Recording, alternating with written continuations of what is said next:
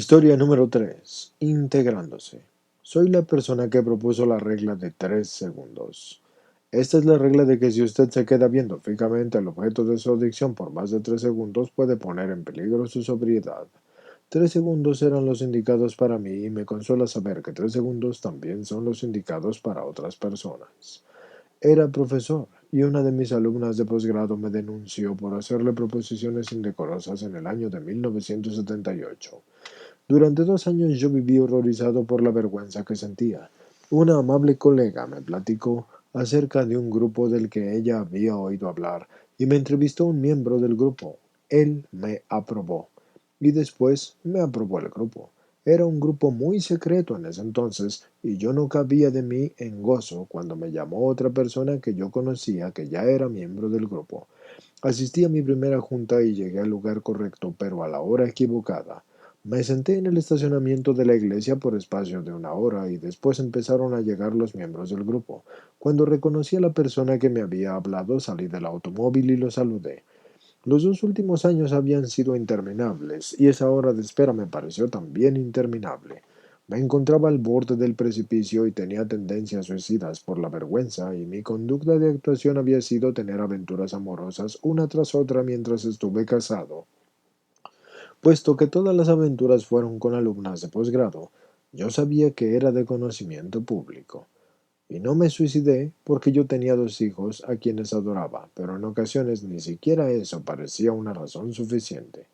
Mi madre había sexualmente abusado de mí hasta que yo tuve 11 años. Había logrado detener ese abuso sexual, pero me sentía con un daño permanente.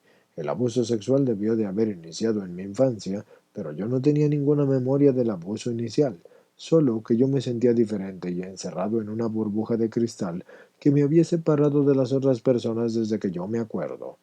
Caminaba sin rumbo, y más que trazar un curso a mi vida, porque todo me parecía artificial en el mundo.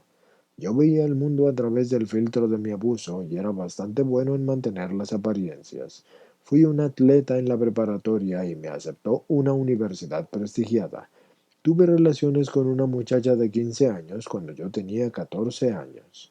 Era el tiempo en que se acostumbraba a tener novios, así que fuimos novios, siempre manteniéndonos sexualmente activos hasta que nos graduamos de la preparatoria.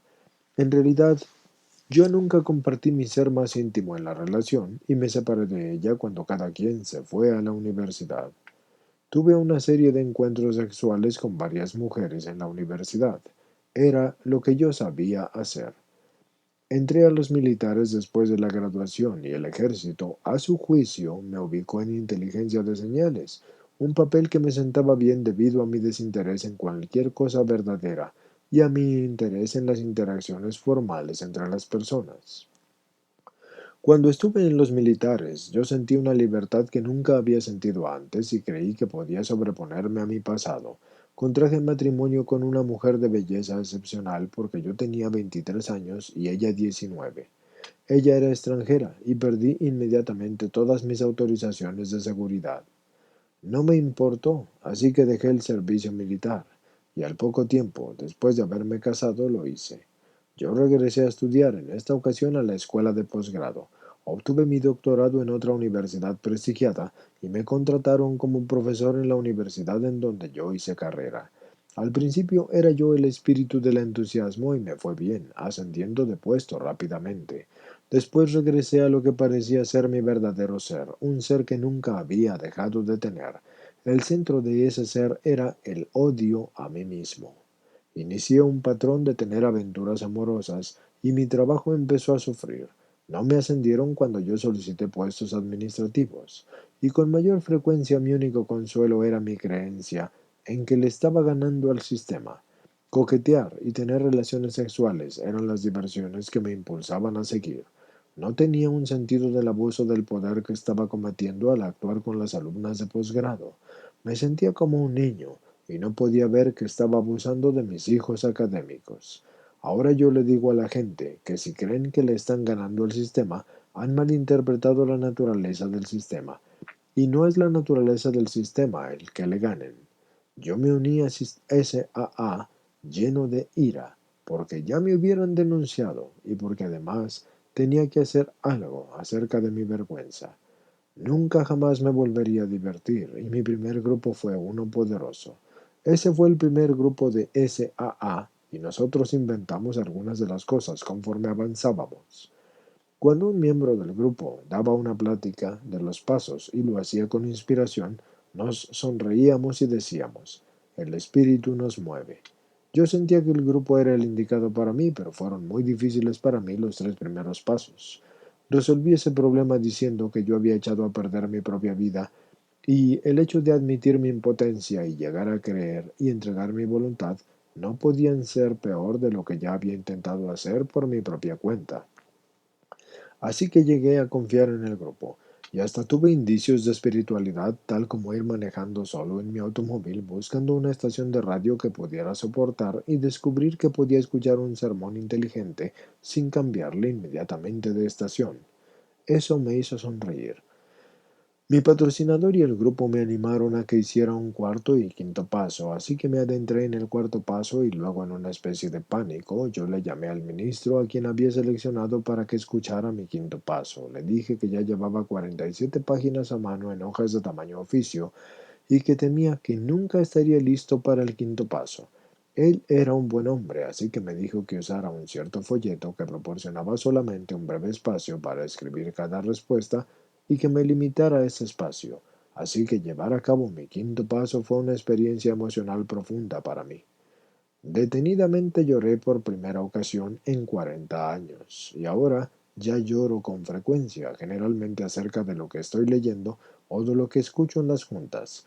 Yo le digo a la gente que estoy recuperando el tiempo perdido. El quinto paso me permitió regresar y volver a llevar a cabo los tres primeros pasos de una mejor forma, y me encontraba abierto para mí, y ese fue el secreto de la espiritualidad. Llevé a cabo el sexto y el séptimo pasos con el apoyo de los retiros ofrecidos por el grupo. Llevé a cabo el octavo paso y realicé ese trabajo en el noveno paso y realicé un inventario moral a diario durante 8 años. Estudié meditación con un sacerdote zen y junto con otros 5 miembros del grupo reuniéndonos con él por semana para meditar y escuchar pláticas, yo le comenté a él a principios de ese año que yo había estado practicando la meditación infantil, pero que reconocía que esta era la buena. Así que se rió y les comentó a otros lo que yo había dicho. Dejé de reunirme con el sacerdote cuando él sugirió que había hecho lo que podía sin que diéramos el paso a la conversión.